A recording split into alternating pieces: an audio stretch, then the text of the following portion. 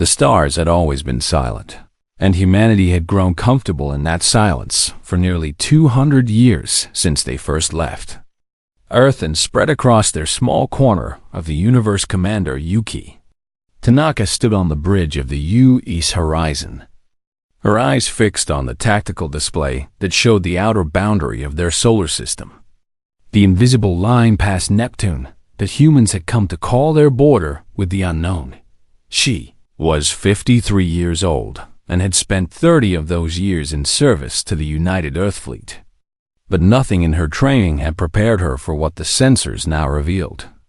12 massive vessels had appeared at the edge of their system, each one larger than anything humanity had ever built. And they moved with a purpose that spoke of conquest rather than curiosity. "Admiral," her sensor officer called out, his voice trembling with a mixture of fear and awe. They crossed Neptune's orbit without any attempt at communication, and they are heading directly toward the inner planets. Tanaka felt her heart pound against her ribs, but she kept her face calm because her crew needed to see strength in this moment of terror. The United Earth Council had always known this day might come, the day when humanity would discover they were not alone. But they had hoped for scientists or explorers, or perhaps traders seeking new markets instead. They got warships within 6 hours. Humanity had assembled everything they had.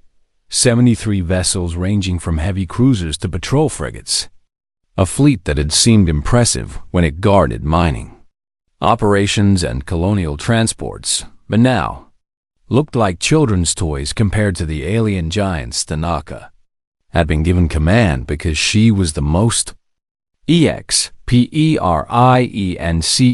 officer available, and she accepted the burden with the knowledge that she was likely leading her people to their deaths. "Open a channel to the lead vessel," she commanded, and her communications officer worked frantically at his console before nodding that the link was established. "Attention, unknown vessels." Tanaka spoke with authority she did not feel. "You have entered the sovereign territory of the United Earth Government without permission or communication, and we demand that you identify yourselves and state your intentions." The response came after a long pause, and when the alien face appeared on her view screen, Tanaka understood that the universe was far more dangerous than humanity had ever imagined. The creature called itself High Executor Kethver of the Valorian Dominion, and its face was a nightmare of sharp angles and predatory features, with eyes that held the cold confidence of a species that had never known defeat.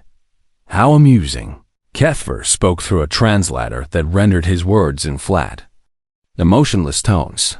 "The prey speaks as if it has rights, as if borders mean anything to those with the power to ignore them." Tanaka felt anger rise in her chest, hot and sharp, but she controlled it because anger would not save her people. "We are not prey," she responded firmly, "and we ask only that you respect our space and communicate your intentions peacefully." Kethver made a sound that the translator rendered as laughter, though it held no warmth or humor. "The Valorian Dominion has conquered 400 species across 40,000 years of glorious expansion, and not one of them was given the courtesy you now demand," he said with obvious contempt. "But perhaps you need a demonstration to understand your place in the natural order of the universe." Before Tanaka could respond, one of the alien warships broke formation and accelerated toward Triton, Neptune's largest moon, where a mining colony of 4,000 humans lived and worked in pressurized habitats beneath the frozen surface. "No!" Tanaka screamed, and she ordered her fleet forward at maximum speed. But they were too far away and too slow to make any difference. The alien vessel reached Triton in minutes and unleashed weapons that humanity had no name for. Beams of energy that tore through the colony's protective domes like paper and turned everything beneath them into fire and ash. 4,000 voices cried out across the emergency channels, mothers calling for children and workers calling for rescue, and then silence. Terrible and complete silence that would haunt Tanaka for the rest of her life. "Do you understand now?" Kefir asked, his alien face showing what might have been satisfaction. "This is how the universe works, little creatures. The strong take what they want, and the weak accept what they are given." Tanaka stared at her display where Triton still burned, where 4,000 of her people had died in moments for no reason other than to prove a point. And something changed inside her. She had been afraid before, terrified of the power these aliens possessed. But now that fear transformed into something else entirely.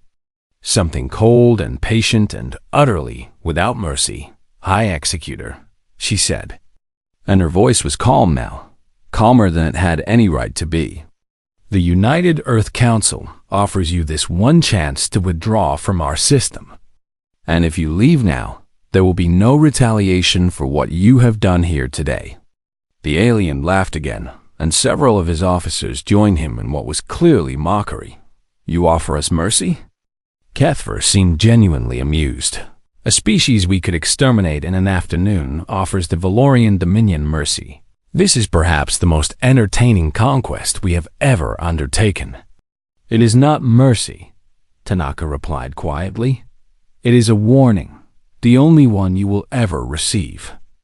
But Kefir was no longer listening because his fleet needed to resupply, and these humans clearly posed no threat worth considering. So he ordered his ships to withdraw, already composing the report that would celebrate his easy subjugation of another primitive species. The Valorian fleet departed as casually as they had arrived, leaving behind the burning ruin of Triton and a humanity forever changed by its first contact with the wider universe. Tanaka watched them go on her display, tracking every ship, memorizing every engine signature, recording every detail that her sensors could capture. "Admiral," her second-in-command asked softly, "what do we do now?" Tanaka did not answer for a long moment, her eyes still fixed on the retreating fleet that had murdered 4,000 innocents just to make a point. "Mark their engine signatures," she finally said, her voice barely above a whisper, but carrying a weight that made her officers shiver. "All of them, because we will not ask twice." The stars remained silent as the Valorian fleet vanished into the darkness. But that silence now held a promise rather than peace. A promise that humanity would keep, no matter how long it took or what it cost. The first crossing had ended with a warning that the Valorians did not understand and would not remember until it was far too late. Humanity remembered everything. 16 years passed in silence, and the galaxy forgot about the small blue planet and its insignificant species. The Valorian Dominion added humanity to their records as another conquered civilization, broken and waiting for formal absorption into their empire whenever they bothered to return. Other spacefaring powers noted Earth's existence in their databases and dismissed it as irrelevant. Just another primitive world that would eventually bow to whoever claimed it first. They were all terribly wrong. Dr. Elena Vasquez had been a theoretical physicist before the attack on Triton, spending her days exploring the elegant mathematics of the universe in comfortable laboratories. On Mars, she had lost her sister in the attack, a mining engineer named Sophia, who had sent her final message while the alien weapons burned through the colony's walls. A message that simply said, "I love you," before the static consumed everything. Now Elena worked in a facility buried deep beneath the surface of Europa, surrounded by the brightest minds humanity had ever produced. All of them focused on a single goal: the energy signatures from their weapons. Elena explained to her team as they studied the data recovered from Triton. They create localized distortions in spacetime, bending gravity itself into a destructive force.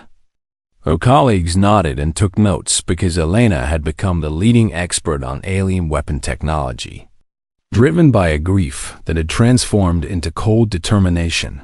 "If we can reverse the process," she continued, her fingers dancing across holographic displays, "we can create gravitational singularities, tiny collapse points of infinite density that would crush anything caught within their radius. It took her 3 years to make it work. 3 years of failed experiments and sleepless nights and moments of despair when she wondered if revenge was worth the cost of her sanity. The first successful test created a singularity no larger than a grain of sand that existed for less than a second.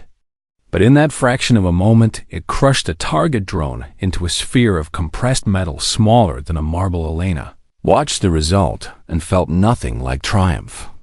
Only the satisfaction of knowing that she had created the weapon that would avenge her sister and 4,000 others. She called it the Collapse Warhead.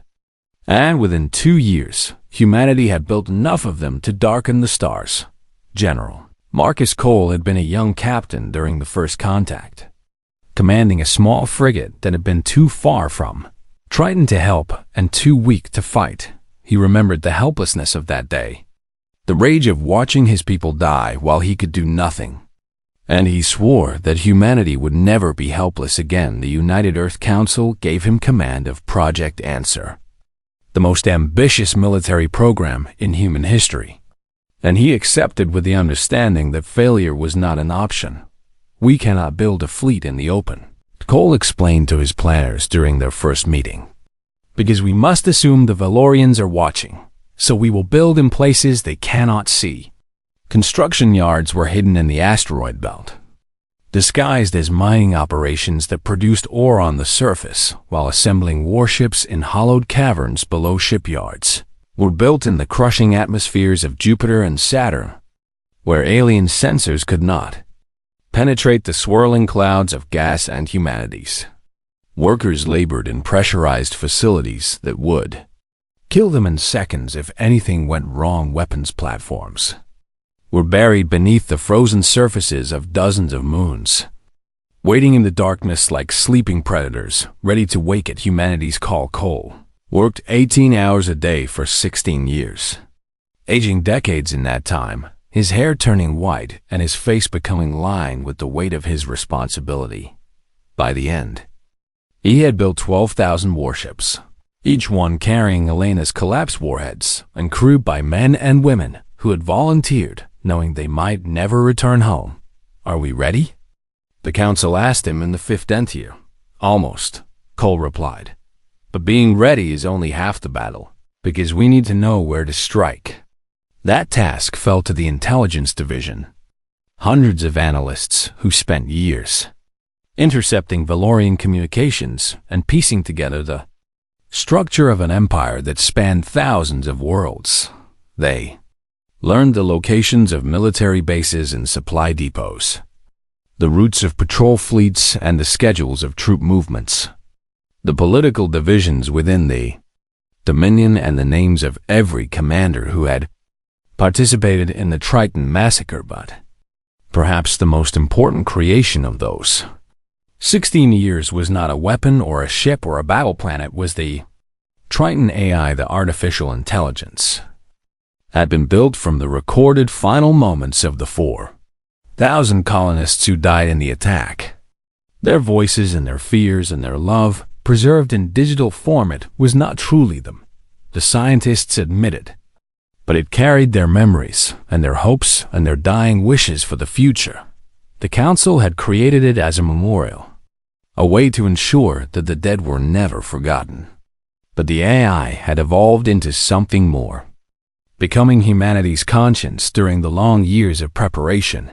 You are building weapons of terrible destruction. The Triton AI observed during a council session, his voice a composite of 4,000 souls speaking as one. And I support this necessity, but I must ask what you intend to do with this power. We will defend ourselves, the council president replied. Defense is a reaction, the AI responded. And what you are building is not a shield but a sword. So I ask again, what do you intend? The president was quiet for a long moment before answering. We intend to make sure that no one ever does to another species what was done to you, she finally said. And if that requires us to become monsters for a time, then we will bear that burden. The Triton AI considered this answer and found it acceptable. Though it made humanity promise that vengeance would not become their purpose, only their tool 16 years after the first crossing, humanity was ready. Their fleet was hidden.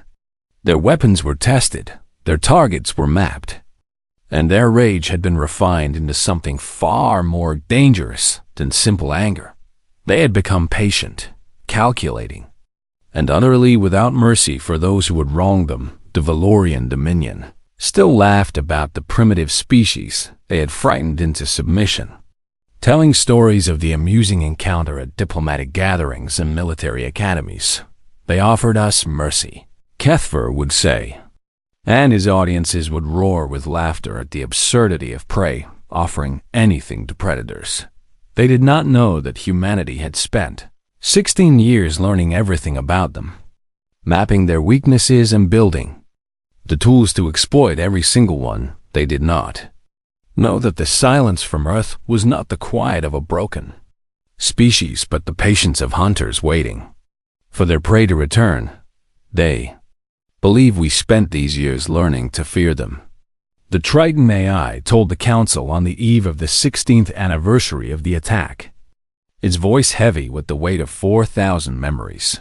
"Let them believe what they wish," Admiral Tanaka replied, her hair now gray but her eyes still holding the same cold fire they had held on that terrible day. "Because we spent these years learning where they sleep. The trap was set now, humanity only had to wait." High Executor Kethver had risen far in the 16 years since his encounter with the humans. His successful pacification of the Sol system, becoming legendary throughout the Dominion, he had been promoted 3 times and awarded medals that lesser officers could only dream of. All because he had frightened a primitive species into submission without firing more than a single demonstration shot. Now he returned to claim his prize, leading a proper invasion fleet of 200 warships to formally absorb humanity into the Valorian Dominion. "This is almost beneath us," his second-in-command remarked as their fleet approached the outer boundary of the human system. "Conquering a species that has already surrendered seems like a waste of our capabilities." Kethver made the gesture his species used to indicate amused agreement. "Consider it a training exercise," he replied. "The young officers need to learn the procedures of formal conquest, and these humans are too weak to offer any real resistance." The fleet crossed Neptune's orbit at precisely 0347 Earth Standard Time. 200 vessels moving in perfect formation with weapons armed and boarding parties, ready to accept the inevitable surrender. Kethver waited for the desperate transmissions to begin. The pleas for mercy and the offers of tribute that always came when the Dominion arrived in force. Instead, there was only silence. "Curious," Kethver observed. "Perhaps they are too frightened to even speak, which would be understandable given our overwhelming superiority." His communications officer tried every frequency and protocol they had, but no response came from the human worlds. Not even an automated greeting or a warning beacon. "Executor," his sensor officer called out, his voice carrying a note of confusion. "I am detecting anomalies throughout our formation. Gravitational distortions that do not match any natural phenomenon."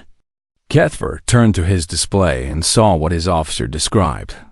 Thousands of tiny fluctuations appearing around and within his fleet, each one no larger than a particle of dust but growing rapidly. "What is the source?" he demanded. "I cannot determine the source," the officer replied, panic beginning to creep into his voice. "The distortions are peering inside our ships, within our engine compartments and reactor cores and crew quarters." Kethver had conquered dozens of species and fought in 100 battles, but he had never seen anything like this. All ships, evasive action, he commanded, but it was already far too late at 0348 Earth Standard Time. Exactly 1 minute after the Valorian fleet crossed the border, the collapsed warheads detonated. They had been fired hours earlier from platforms hidden throughout the outer system. guided by targeting computers that had been tracking Valorian engine signatures for 16 years. Each warhead created a gravitational singularity that lasted for only a fraction of a second. But in that moment, it crushed everything within its radius into a compressed point of matter. No. Larger than a human fist, 200 Valorian warships died in 90 seconds. Crews that had been preparing for an easy conquest found themselves pulled apart by forces they could not see or understand. Their bodies stretched and compressed and destroyed by weapons that turned the fundamental forces of the universe against them. Cathaver watched in horror as his fleet vanished around him. Mighty warships that had conquered entire civilizations reduced to metal spheres floating in the void. His own flagship survived the initial assault, though he did not understand why until he saw the damage reports and realized that the humans had deliberately spared him. They wanted him alive. Executor, his surviving officer, whispered. A single vessel is approaching, and it is broadcasting a human identification signal. The ship that emerged from the darkness was small by Valorian standards, barely larger than a patrol craft. But it moved with confidence that suggested its size was deceptive. Its name was painted on the hull in letters that Cathaver could not read, but would soon learn to fear. U.S. Triton Admiral Yuki Tanaka appeared on his view screen, older now with gray hair and lines on her face.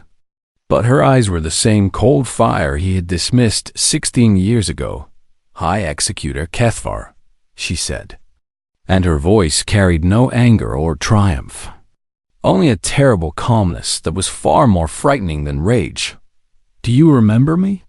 Cathaver stared at the face of the human he had mocked and dismissed, the commander of the pathetic fleet that had offered him mercy when she should have been begging for her life. "You," he managed to say, his voice barely a whisper.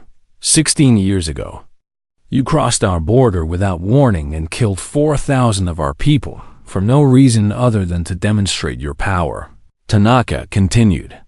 "And when we offered you the chance to leave peacefully, you laughed."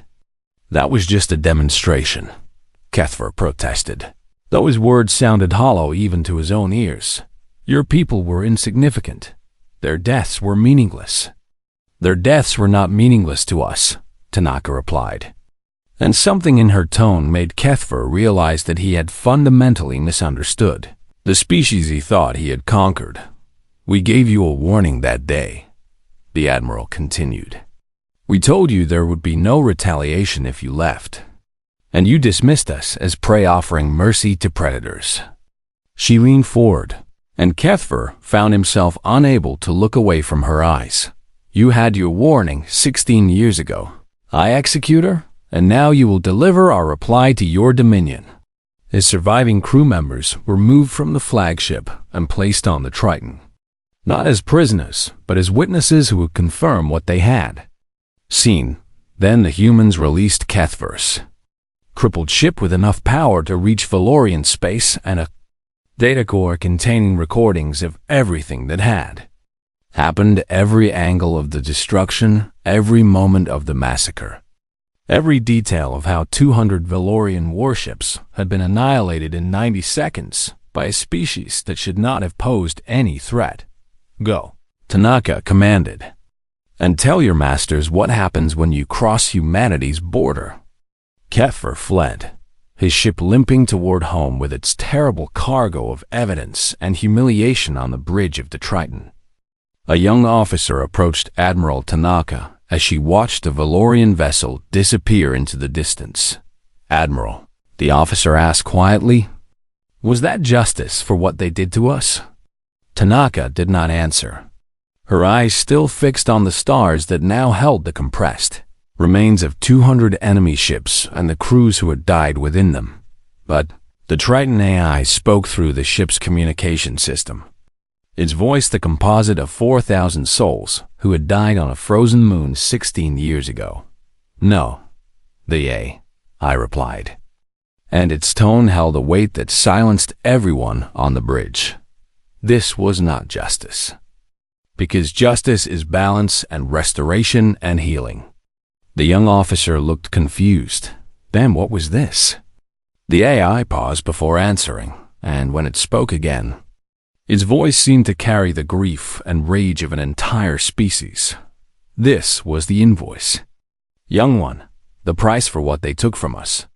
But justice is something else entirely. The officer swallowed hard. And when does justice come? Admiral Tanaka finally turned from the view screen, and her expression was not the satisfaction of vengeance, but the weary determination of someone who understood that the hardest work was still ahead. Justice comes next, she said quietly. And the Dominion will learn that humanity does not forget, does not forgive, and does not stop until the debt is paid in full. The fleet that had hidden in humanity's system for 16 years emerged from their concealment. 12,000 warships moving into formation around the Triton, ready to carry the war to an enemy that had never imagined such a thing was possible. The second crossing had lasted less than 2 minutes, and it had changed the balance of power in the galaxy. Forever humanity was no longer prey, they had become something far more dangerous. The Valorian Dominion had ruled the galaxy for 40,000 years, conquering species that wielded technologies beyond human comprehension, and crushing empires that had seemed eternal. They did not believe that a civilization less than 3 centuries into spaceflight could threaten them. Even after Kethver returned with his recordings of the disaster at Sol, impossible.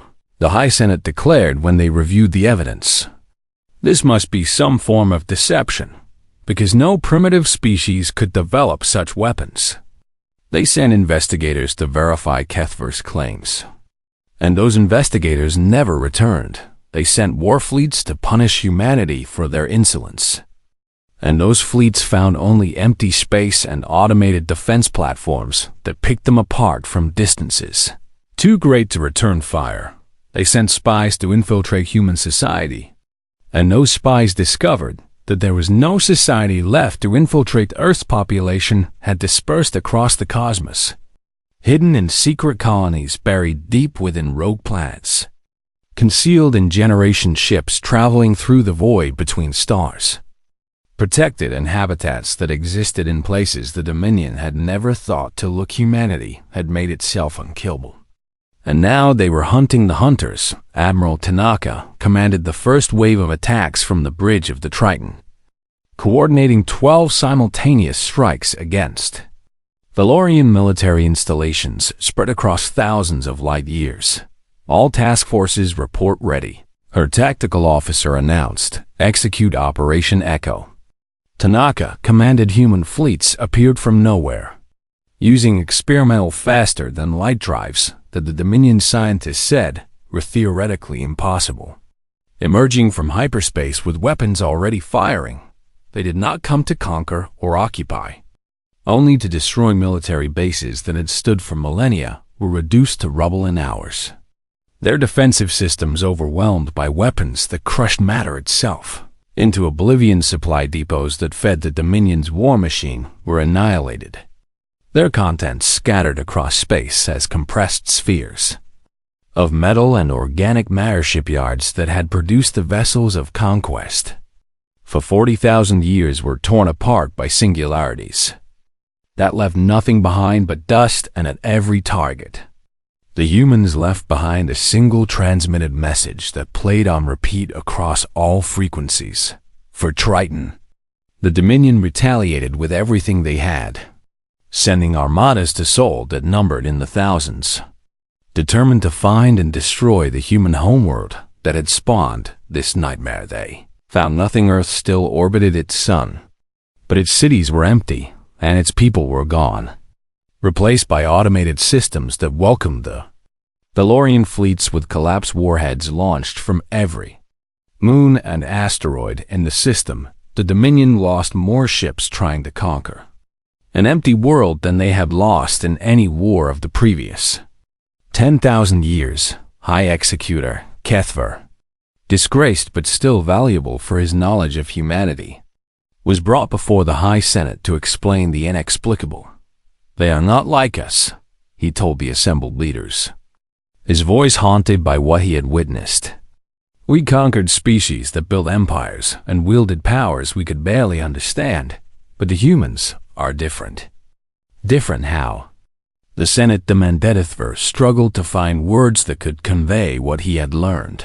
They spent their entire existence at war with themselves, he explained, fighting conflicts over territory and resources and beliefs, developing weapons and strategies and tactics against opponents who thought exactly as they did.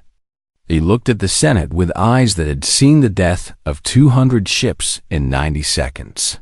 We taught them that the universe contained threats greater than each other, and they stopped fighting among themselves and turned all that terrible creativity against us. The Senate did not believe him, could not believe him, because accepting his words meant accepting that the Dominion had created its own destroyer, but the evidence continued to mount human. Strike forces appeared without warning and vanished before pursuit could be organized, hitting targets that should have been secret and destroying installations that should have been. Impregnable captured human soldiers were interrogated, and their answers only deepened the Dominion's fear. Your Dominion conquers species, one prisoner told Kethver during an interrogation session. You absorb them into your empire and use them as workers and soldiers, but you never truly understand them. And what do humans understand that we do not? Kethver demanded. The prisoner smiled, and it was not a pleasant expression.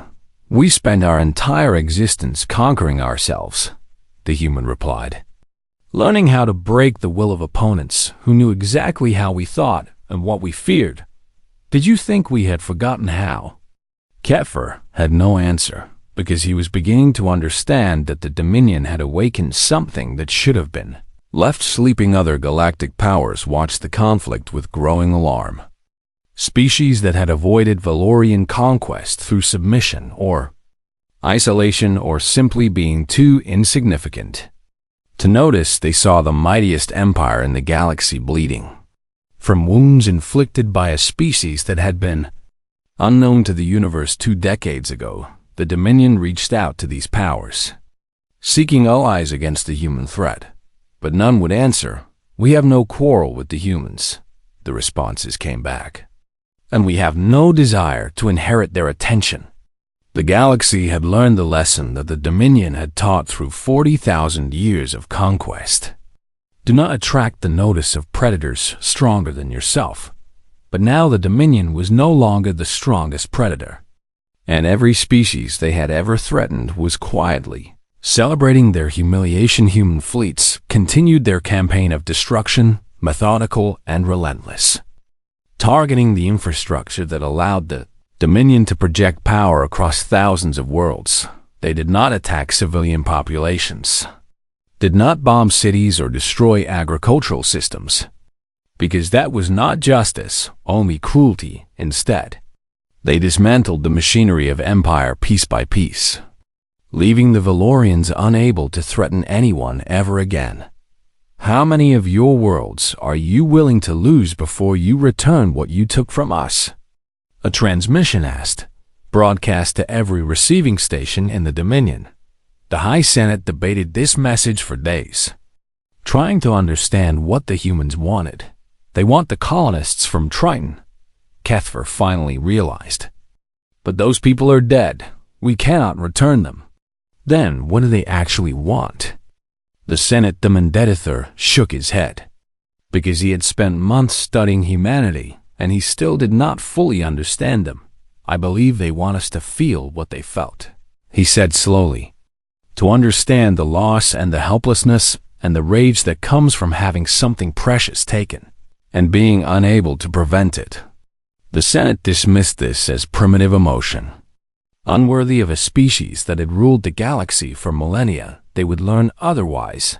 The war continued for 3 years, and in that time the Dominion lost more military assets than they had accumulated in the previous 1,000 years of conquest. Species they had subjugated began to rebel, seeing their masters wounded and weak for the first time in memory. Empires they had conquered rose up to reclaim their independence.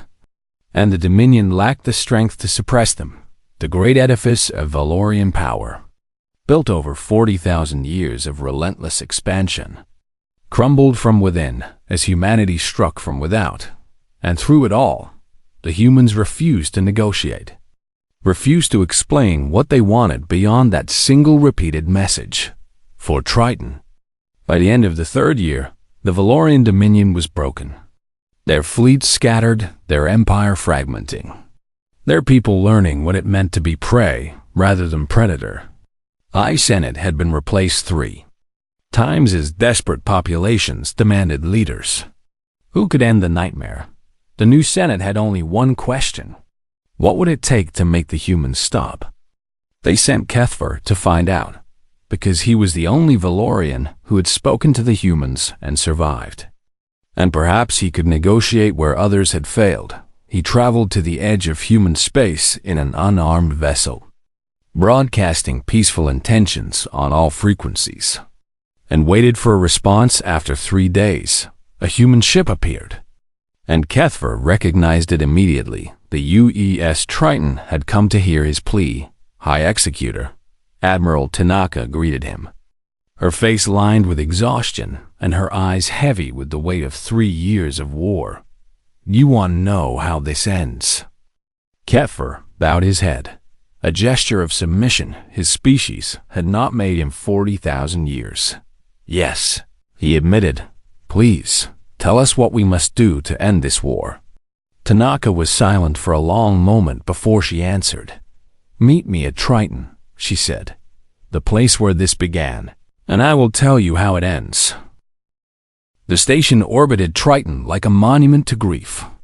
Built from metal salvaged from the ruins of the colony that had died 19 years ago, Kathar's shuttle approached slowly, passing through a gauntlet of human warships that watched his every movement with weapons ready to fire. He had conquered worlds and commanded fleets and never known fear.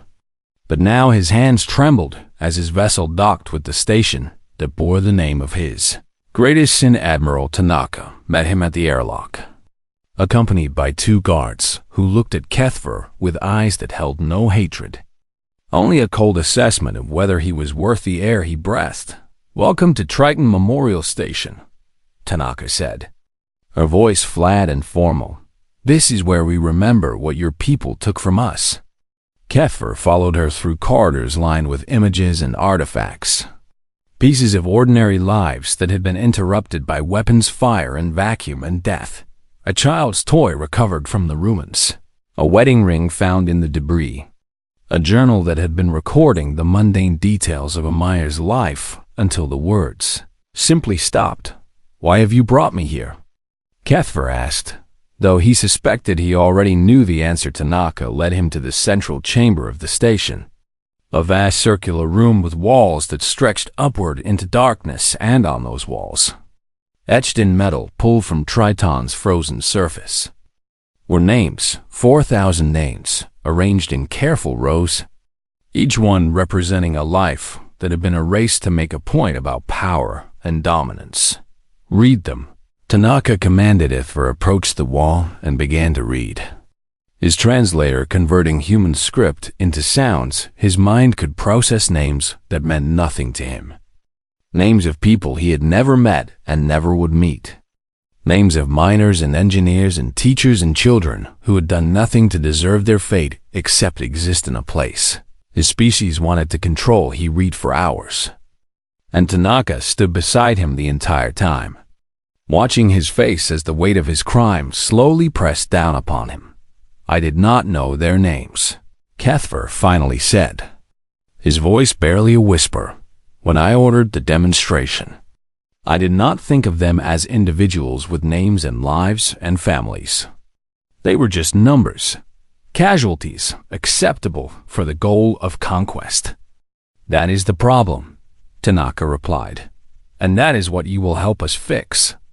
She led him to a table where documents waited, the terms of surrender that humanity offered to the broken Dominion. Kethver read them and found himself confused. You are not demanding our worlds or our resources, he observed. You are not requiring us to serve you or pay tribute. These terms ask only for acknowledgement of what happened and commitment to remembrance. The Valorian Dominion conquered hundreds of species over 40,000 years, Tanaka explained. And I doubt you remember the names of any of them, just as you did not remember the names of the people you killed on Triton. She gestured at the walls covered in names. This is the price of peace. You will learn every name your dominion has erased, every species you have conquered, every civilization you have destroyed. And you will build memorials like this one, so that no one ever forgets what was lost. Kefir stared at her, genuinely unable to comprehend what she was asking. That would take generations, he protested. Our empire has killed billions across thousands of worlds.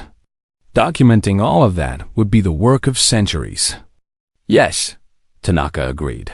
And your people will do that work. Or the war will continue until there are no Valorians left to remember anything at all. It was not a threat, but a statement of fact, delivered without anger or satisfaction. Why? Kefir asked, and he meant everything. Why had humanity fought so hard? Why did they want this specific punishment? Why were they showing mercy when they had the power to destroy everything the Dominion had built?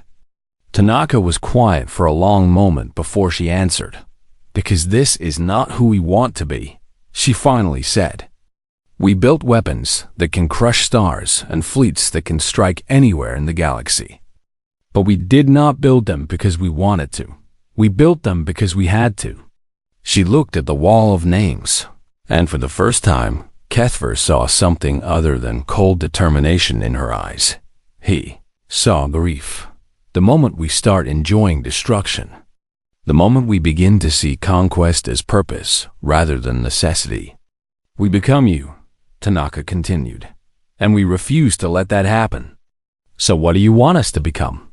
Kefir asked. Tanaka met his eyes with an expression that held something unexpected. Hope. We want you to become what we hope to be, she replied. A species that remembers its mistakes and learns from them. A civilization that uses its power to protect rather than dominate. A people who understand that every name on every wall represents someone who deserved better. She gestured at the documents on the table. Sign the surrender, and we will teach you what those 4,000 names meant to us. And then you will help us find all the names your empire has erased and give them the remembrance they deserve. Kefir looked at the terms again, understanding finally what humanity was offering. Not conquest, but redemption. Not subjugation, but education. Not revenge, but justice. He signed the documents, and the war ended not with the destruction of the Dominion, but with a promise to remember. 50 years passed, and the galaxy transformed. The species the Dominion had conquered reclaimed their independence, supported by human diplomats who asked nothing in return except that they join the effort to remember those who had been lost. Former Valorian military installations became memorial sites, their weapons replaced with walls of names and archives of histories that had nearly been erased. Kefir spent his remaining years working on the documentation project, interviewing survivors from 100 conquered species and recording the names of billions who had died in the Dominion's expansion. He died with more names in his memory than any Valorian before him, and his final words were an apology to those he had wronged. His granddaughter, raised in a Dominion that no longer conquered, stood before the Galactic Assembly 60 years after the war's end. She was a historian now, dedicated to the work her grandfather had begun, and she had come to propose something that would change the galaxy forever. I present to this assembly the doctrine of echoes, she announced, her voice carrying across the chamber filled with representatives from hundreds of species. A law requiring all spacefaring civilizations to maintain memorials for those lost to conflict. Behind her, human and Valorian diplomats stood together, former enemies united by a shared commitment to remembrance. My grandfather killed 4,000 humans on a moon called Triton, she continued, and humanity responded not with destruction, but with a demand. Remember their names." She gestured at the holographic display that showed the memorial station orbiting Triton, now expanded to hold not 4,000 names but billions. Every victim of every conquest the Dominion had ever undertaken. "The memorial has grown," she said, "and it will continue to grow until every name lost to war and conquest is recorded and remembered. Because the humans taught us that the dead are not truly gone as long as someone remembers them." The assembly voted unanimously to adopt the doctrine of echoes, and across the galaxy memorial stations began to rise. Monuments to the cost of conflict and the value of peace. Admiral Yuki Tanaka did not live to see this moment. Having passed away 20 years earlier, surrounded by family and friends and the knowledge that she had changed the course of history, but her words were inscribed at the base of the Triton Memorial, a human proverb that had guided humanity through the darkest period of their existence and would now guide the galaxy toward a better future. "Those who forget the dead are doomed to join them." And below that, in smaller letters added by the Valorian historian who had learned to love the species her grandfather had tried to destroy, were words that captured the lesson humanity had taught the universe. They crossed Earth's border once and received a warning. And the second time there was no warning, only consequences. But what came after was neither revenge nor conquest. It was something far more powerful, a demand that the universe learn to be better. The stars were no longer silent. They echoed with the names of the dead, remembered at last, and the living who honored them built a future. Worthy of their memory, humanity had proven that true strength was not the ability to destroy but the wisdom to choose what comes after destruction, and the galaxy would never forget that lesson.